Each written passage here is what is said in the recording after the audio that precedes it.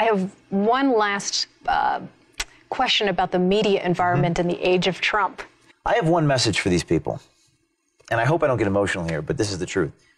Where were you when my friend David Daleiden had his home raided by the now Senator Kamala Harris of California? They sent people into his house with AR-15s and full body gear to take his hard drives and steal them from him because he investigated Planned Parenthood.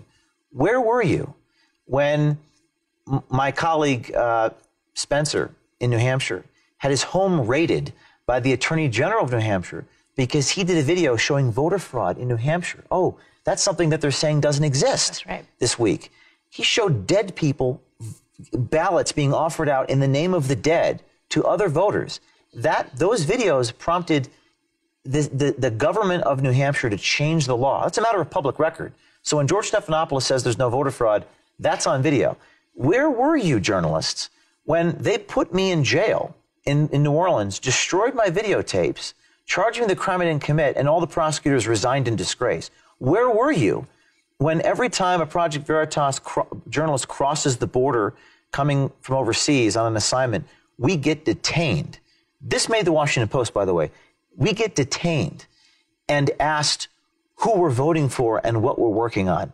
Can you imagine if a CBS News reporter was detained by the government and asked what they're working on and who their sources are? Yes. Where were you, journalists? So spare me the indignation. Spare me the sudden concern about Donald Trump. They're not journalists. Yes. We are the journalists. Yes. We're the ones who speak truth to power. They're the ones who coddle with power for 8 years simply because they agreed with that power.